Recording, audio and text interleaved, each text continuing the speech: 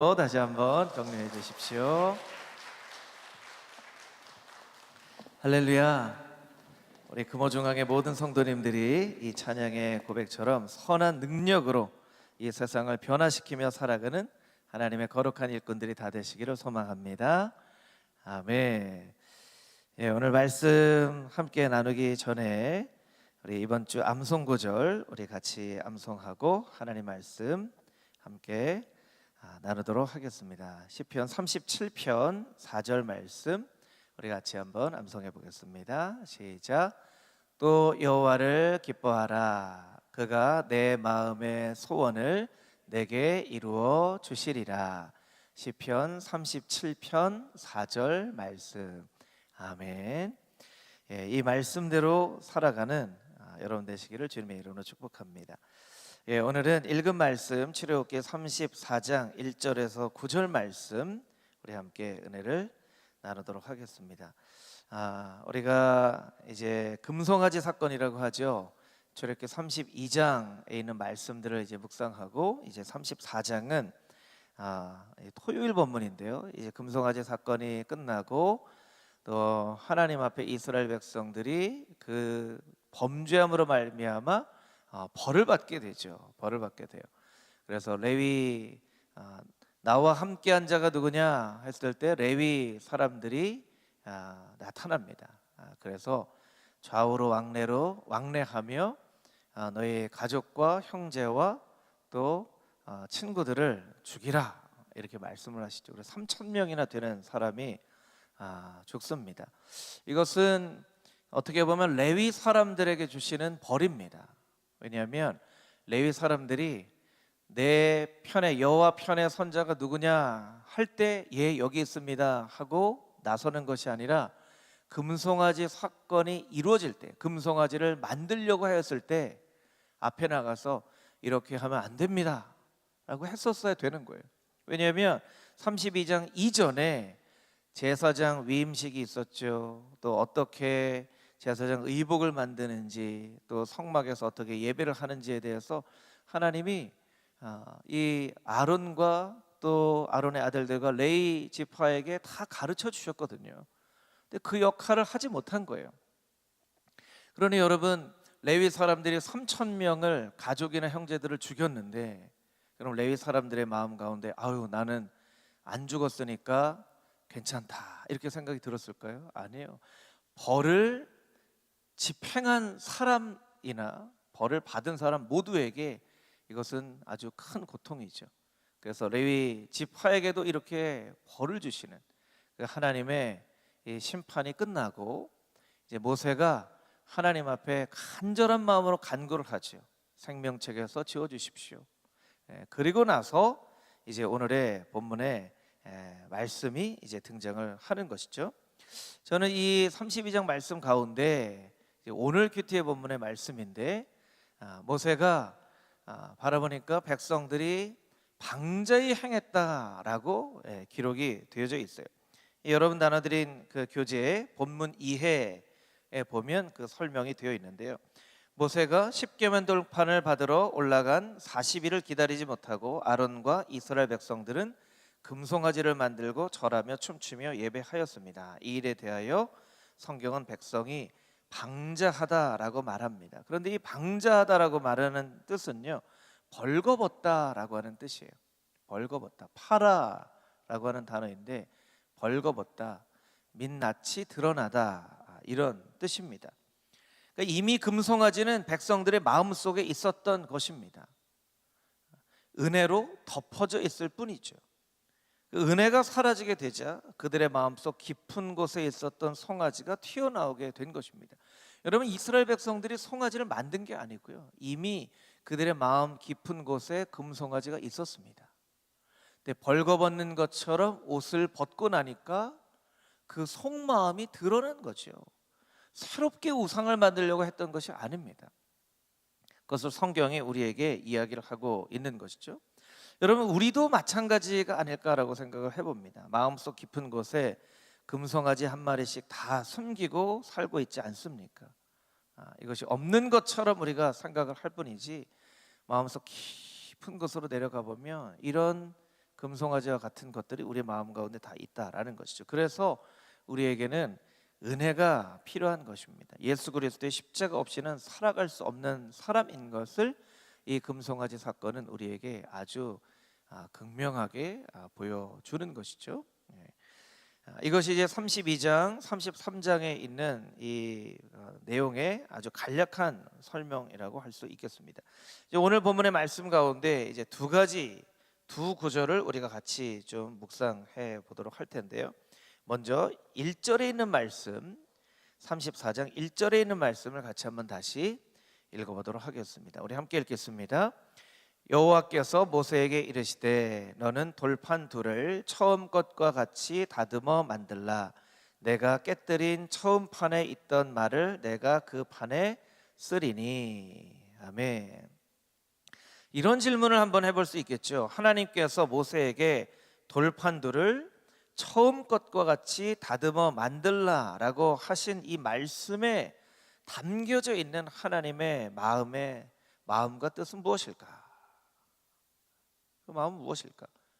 저는 이전에 사실은 모세가 돌판들을 깨뜨렸을 때 저렇게 귀한 돌판을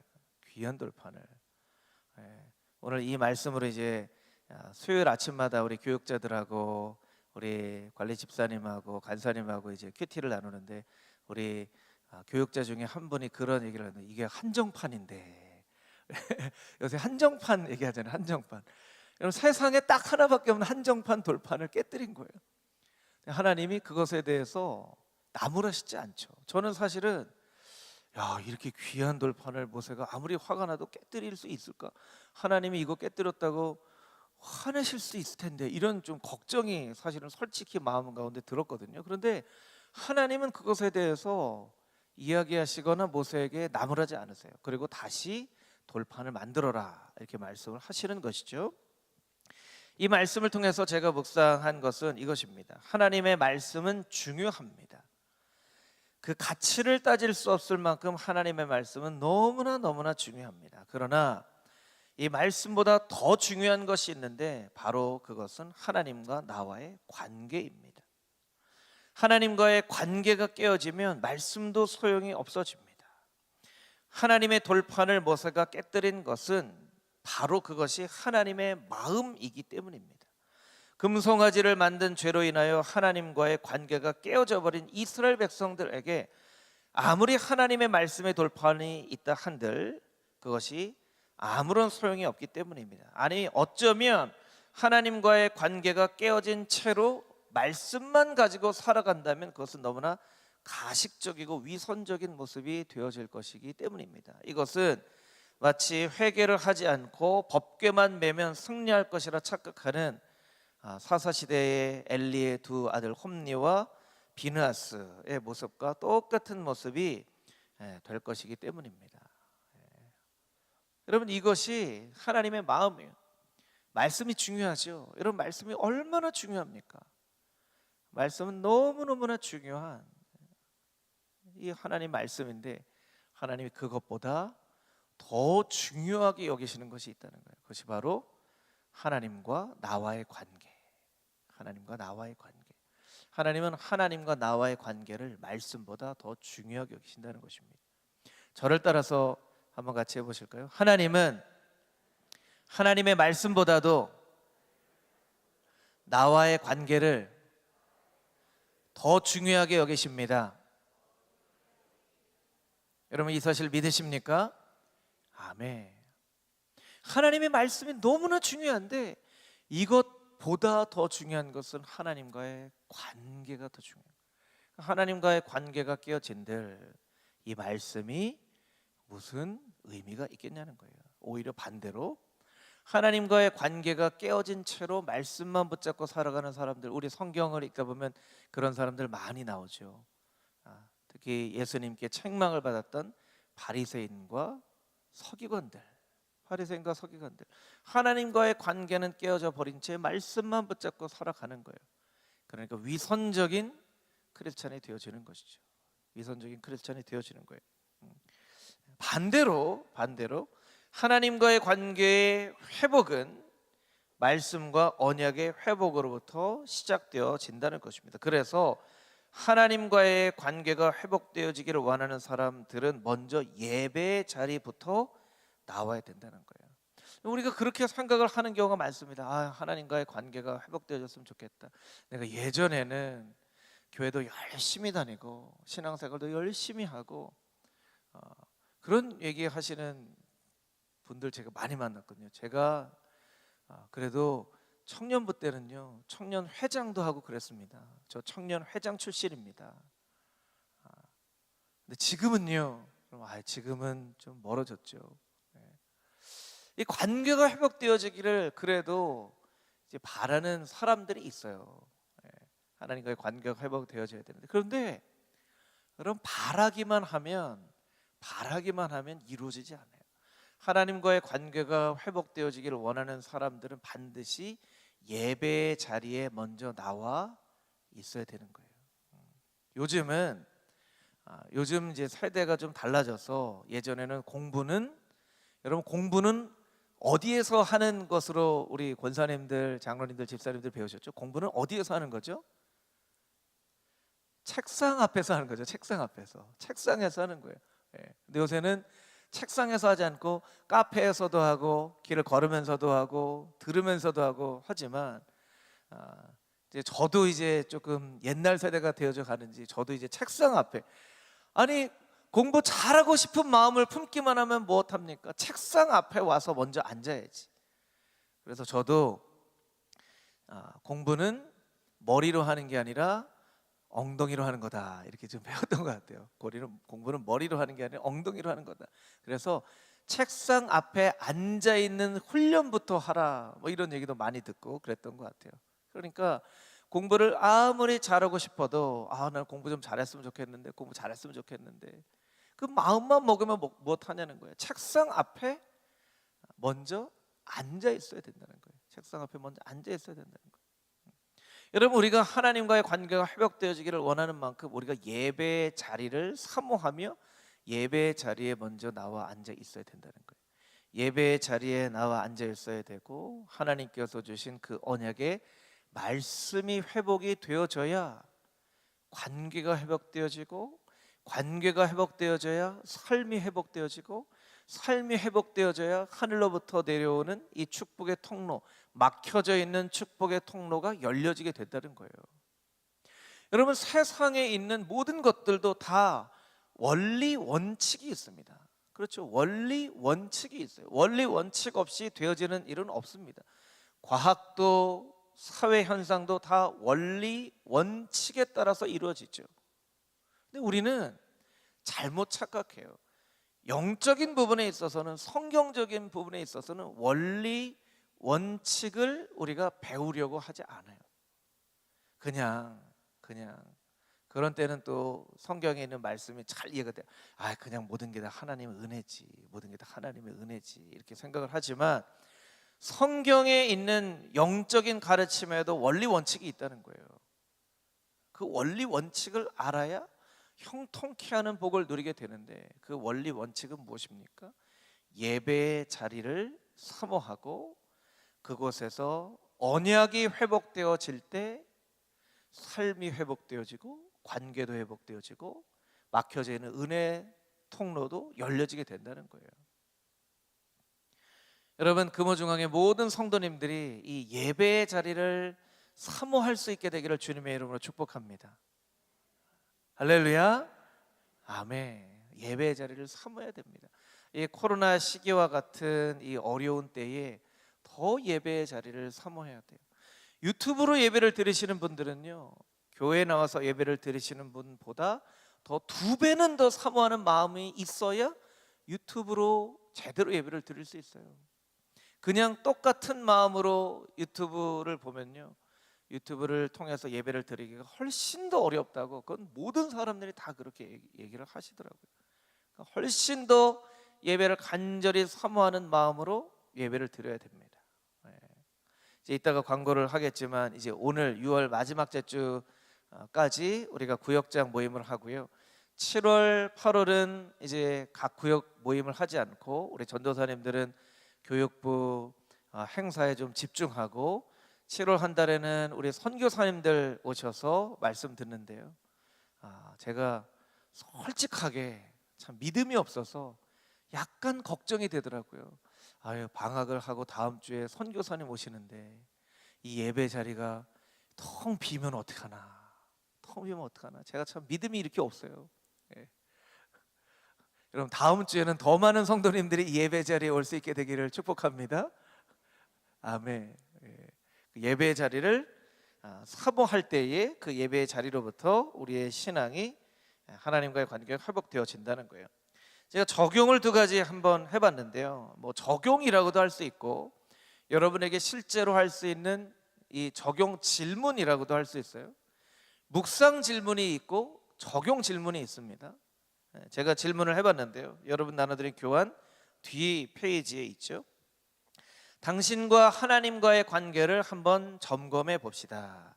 하나님과 좋은 관계가 형성이 되어 있습니까? 멀어져 있지는 않습니까? 여러분, 하나님과 좀 멀어져 있다고 생각이 들지는 않으세요?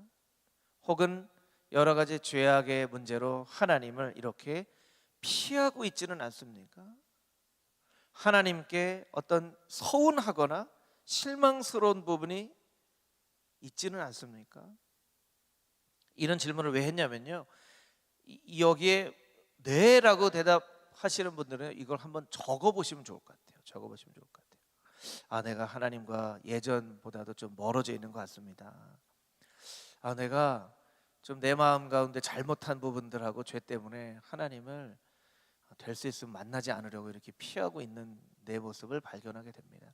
솔직히 하나님께 좀 서운한 게 있습니다. 하나님께 좀 실망스러운 부분도 있습니다. 이렇게 쭉 그것을 적어놓고 여러분들이 그 적은 것을 가지고 한번 하나님 앞에 있는 모습 그대로 기도해 보십시오. 기도해 보십시오. 하나님, 제가 솔직한 마음이 이렇습니다. 솔직한 마음이 이렇습니다. 그렇게 기도해 볼 필요가 있다는 것이죠. 두 번째 적용 질문입니다. 예배의 자리를 나는 잘 지키고 있습니까? 예배의 자리를 지키는 것으로부터 관계의 회복이 시작됨을 기억하고 내 예배하는 모습을 점검해 봅시다.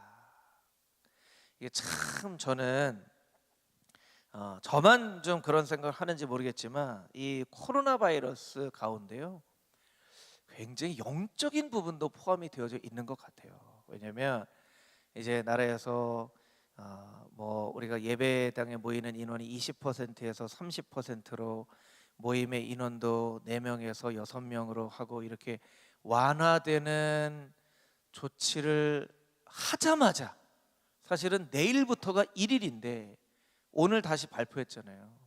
오늘 다시. 왜냐면 어제 700 몇 명인가 800 몇 명 갑자기 코로나 바이러스가 확진자가 늘고요, 또 변이 바이러스도 생겨서 이렇게 하려고 했다가 갑자기, 그러니까 제 마음 가운데 내가 마음을 참 이렇게 딱 흔들리지 않게 다잡지 않으면 막 기대했다가 실망하고 기대했다가 실망하고 이제 30%가 되고 이제 6명 모여지고 이제 막 회복이 되나 보다 하는 기대하는 마음이 생겼다가 확 다시 이런 마음이 생기더라고요. 이런 마음이 생기더라고요. 저는 우리 목사님들하고 전사님들하고도 우리 여름 행사 잘 마치고 우리 8월에 우리 그 쉼의 시간을 좀 갖고 나면 9월부터는 이 정상화된 이 목회 현장으로 점점 더 회복이 될 거다. 9월 이후에 정말 회복이 되어지는 그런 시간들을 기다리고 있는데, 이게 막 기대하는 마음을 줬다가 확 실망시켰다가 기대하는 마음을 줬다가 확 실망시켰다가 이렇게 하는 것 같아요. 여러분, 이런 이 상황에 우리의 마음을 집중하면요, 상황에 따라서 우리의 마음이 바뀌어질 수 있을 것 같아요. 상황이 아니라 변함없는 하나님의 신실하심에 내 마음을 잘 고정시켜야 되겠다라는 생각이 들더라고요. 여러분, 이 코로나 바이러스의 어려운 상황 가운데서도 여러분, 예배의 자리, 이렇게 같이 모여서 예배를 드리는 회중 예배의 자리뿐만 아니라 여러분 개인의 예배의 자리, 기도의 자리를 여러분 소중하게 잘 지켜서 하나님과의 관계가 회복되어지고 여러분의 인생에 막혀져 있는 모든 것들이 다 뚫려지는 그런 하나님의 놀라운 은혜가 금호중앙의 모든 성도님들의 삶 가운데 있게 되기를 주님의 이름으로 축복합니다. 아멘. 아멘.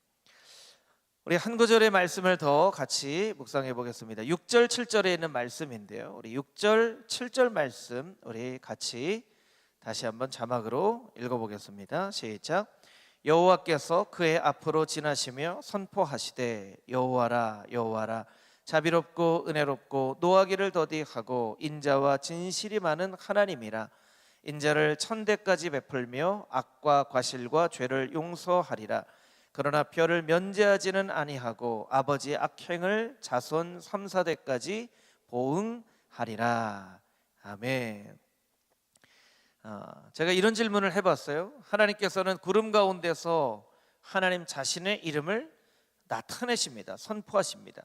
자비롭고 은혜롭고 노하기를 더디하고 인자와 진실이 많은 하나님, 인자를 천대까지 베풀며 악과 과실과 죄를 용서하시는 하나님. 그러나 벌을 면제하시지는 않고, 면제하시지 않는다는 것이 어떤 뜻인가요? 회개하는 자에게 용서를 해주시지만 회개치 않은 자의 죄를 그대로 남겨두신다는 것이죠. 그러니까 이 별을 면제하지 않고 아버지의 악행을 3, 4대까지 보응한다는 것은 3, 4대까지 남겨놓는다는 거예요. 회개치 않은 죄는 정산하지 않은 돈과 똑같아요. 정산하지 않은 돈, 좀 시간 지나가면 없어지겠지, 그렇지 않다는 거예요. 회개하지 않은 죄는 그대로 남겨둔다는 거예요. 3, 4대까지 그대로 남겨둔다는 의미입니다. 자신이 지은 죄가 3, 4대까지 흘러간다는 그런 뜻이 아니라 그것을 그렇게 남겨두신다는 뜻이에요. 그런데 이 하나님께서 말씀하신 성품 중에 마음에 와닿는 성품이 있다면 그것은 어떤 것입니까? 이 말씀 가운데 마음에 와닿는 성품이 있다면 그 성품을 붙잡고 한번 묵상해 봅시다. 이것이 이제 묵상 질문입니다. 이 묵상 질문에 대한 묵상을 제가 이렇게 적어놨죠. 한번 제가 읽어보겠습니다. 하나님의 성품은 평생의 신앙의 여정을 통하여 발견해 나가야 하는 숙제이자 특권입니다. 숙제이면서 특권이에요. 하나님의 자녀들만이 누릴 수 있는 특권이죠. 특별히 저는 인자와 진실이 많은 하나님이라는 말씀이 마음에 와 닿았어요. 특별히 진실이 많은 하나님이라는 말씀이 마음에 와 닿죠. 아시다시피 저는 이제 4명의 아이들을 키우는 아빠인데요, 4명의 아이들을 키우면서 부모에게 꼭 필요한 것은 사랑이지만 동시에 원칙과 철학을 가지고 아이들을 키우는 것임을 늘 깨닫게 됩니다. 사랑으로만 자녀를 키우면 자녀들은 버릇이 없어지고 자기 멋대로 행동하며 자랍니다. 여러분, 저희 집에 있는 4명의 자녀들 중에 누가 가장 버릇이 없을까요? 누가 가장 버릇이 없을까요? 막내가 가장 버릇이 없어요. 막내가 가장 버릇이 없는 것은 아직 덜 성숙했기 때문에 제가 기다려주는 거예요. 시도 때도 없이 제 엉덩이를 발로 쳐요. 시도 때도 없이. 그게 친하다는 표현이에요. 어제도 가만히 있는 뒤에서 엉덩이를 발로 뻥 쳐요. 그리고 가지 않고 주먹으로도 한번 때려봐야 되겠다. 그리고 주먹으로 또 펀치를 막 해요. 근데 그게 아직은 순수하고, 제가 막내를 보면 그냥 모든 게 다 이쁘기 때문에 그냥 받아들여지는 것이지, 막내라고 예를 들면 20살, 30살이 되는데도 아빠 엉덩이 뻥찬 제가 그대로 나누지도 않습니다. 자라면서 이제 아이한테 이제 가르쳐 주겠죠. 너무 사랑스러운 자녀들이지만 자녀들의 모습 속에서도 인간의 죄성들을 발견하게 됩니다. 죄성들을 발견하게 돼요. 그래서 저와 제 아내가 우리 아이들에게 평생 마음속에 간직해야 될 원칙들을 이렇게 늘 알려줍니다. 물론 자녀들에게 이게 너의 평생에 간직해야 될 원칙이다 라고 이렇게 얘기를 하지는 않지만 저의 가정에 원칙이 있어요. 첫 번째, 어떤 경우에라도 예배를 생략하거나 다른 것으로 대치해서는 안 된다는 것, 예배를 반드시 드려야 된다는 것. 말씀을 암송하고 말씀을 묵상하며 살아야만 한다는 것. 그래서 우리 아이들이 말씀을 열심히 암송합니다. 열심히 암송해요. 제일 열심히 암송하는 친구는 저희 셋째 아들 예준이에요. 왜냐하면 말씀을 암송해야 핸드폰 하는 시간을 1시간을 더 늘려주기 때문에.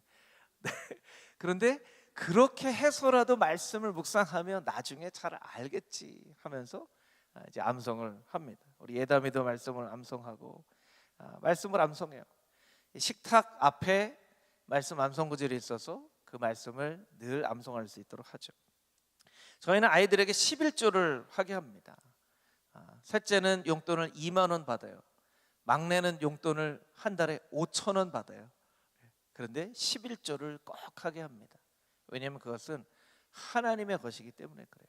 어려서부터 11조를 하는 훈련을 하지 않으면 나중에 커서 절대로 11조를 하지 못하기 때문에, 이것은 하나님께서 나의 것이라고 말씀하셨기 때문에 건강한 재정에 대한 원칙을 갖기 위해서 어릴 때부터 아이들에게, 그래서 용돈을 줄 때 하나님이 다 주신 거야, 그런데 반드시 먼저 11조를 하고 니네가 용돈으로 써야 된다, 이렇게 아이들에게 가르칩니다. 네 번째, 형제간에 서로 사랑하고 우애하는 사이가 되어져야 한다. 제가 아이들을 혼낼 때마다 늘 얘기합니다. 아빠는 바라는 거 많이 없다. 너희 서로 싸우지 말고 사이좋게 지내는 거, 싸우지 말고 우애 있는 형제 자매 되는 거, 아빠가 바라는 거다. 이게 늘 얘기를 합니다. 늘 얘기를 합니다. 그래서 아이들이 이렇게 싸우다가도 저희는 그래도 이렇게 아이들이 잘 우애 있게 좀 지내는 편이에요. 아직 어려서 그런지 모르겠지만. 그리고 다섯 번째, 자신이 반드시 감당해야 될 몫이 있다는 것을 기억하며 살아야 한다. 이거 다섯 번째 뭐냐면요, 아이들이 당번이 있어요. 예를 들면 저는 화요일 저녁 설거지 당번이에요. 그리고 첫째, 둘째, 고등학교 2학년 둘째도 목요일 저녁에 꼭 설거지를 합니다. 그리고 토요일은 첫째와 둘째가 번갈아 가면서 한 주에는 첫째가 2번 설거지, 두 번째 주에는 둘째가 2번 설거지, 셋째는 쓰레기 정리하는 거 담당이에요. 또 세탁기에 빨래를 넣고 돌리는 거는 딸들이 담당해요. 또 이것을 개는 것은 저랑 아내가 하고, 이것을 갖다 놓는 것은 또 셋째하고 넷째가 해요. 어느 날 한참 전인데요, 예은이가, 둘째가 그런 얘기를 하더라고요.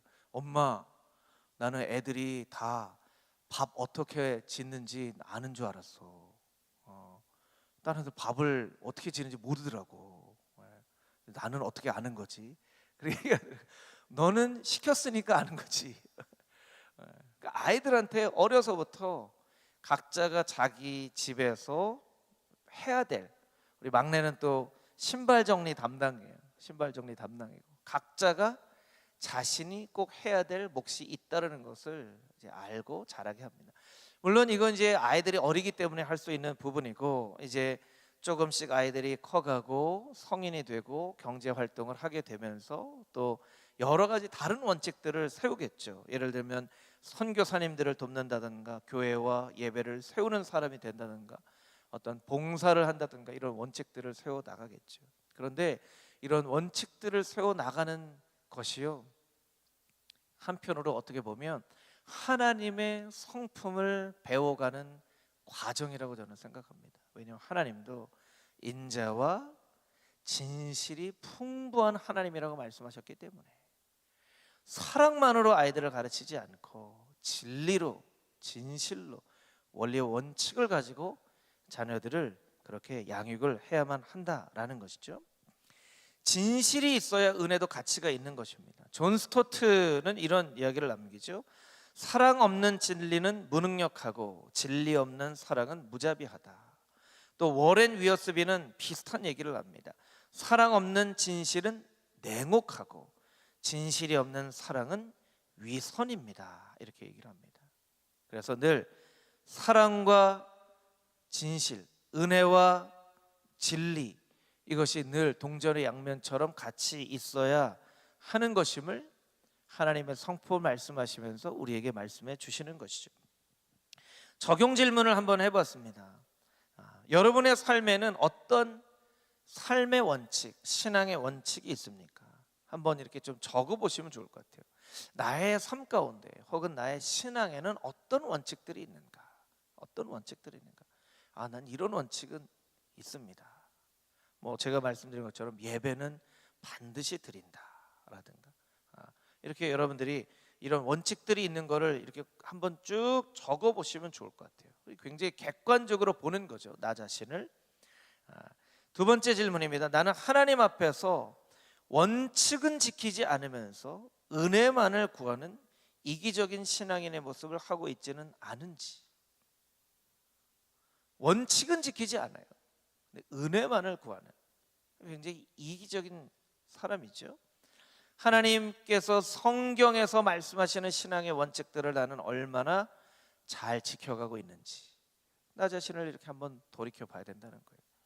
그리고 하나님 앞에, 하나님 은혜를 날마다 내려주시고 인자와 자비와 긍휼하심으로 나를 키워주시는 하나님 앞에 내가 하나님께서 주신 그 원칙들을 잘 지켜나가기를 원합니다.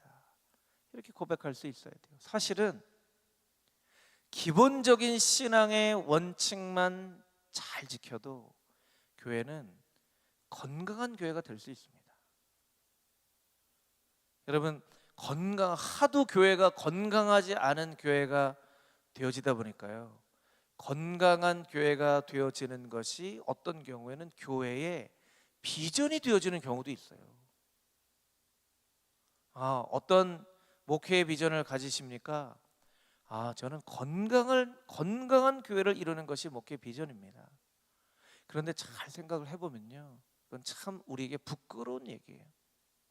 신앙의 원칙만 잘 지켜도 기본적으로 건강한 교회가 되어지는 거예요. 우리의 삶 가운데도 원칙만 잘 지켜도 건강합니다. 제때 먹을 것 정량을 잘 먹고 몸을 잘 움직이고 건강한 마음을 가지고 너무 늦게 자지 않고 몸을 너무 피곤하게 만들지 않고 이렇게 원칙만 지켜도 우리가 건강할 수 있는데, 우리가 건강하지 못하는 것은 이런 원칙들을 지키지 않기 때문에 그렇죠. 여러분 스스로도 하나님께서 주신 원칙을 잘 지킬 뿐만 아니라 금호 중앙교회 가운데 하나님께서 말씀하신 그 기본적인 원칙들을 지켜가는 교회, 지켜가는 성도가 되어질 수 있도록 여러분 금호 중앙교회에서 기도할 때마다 간절한 마음으로 기도해 주십시오.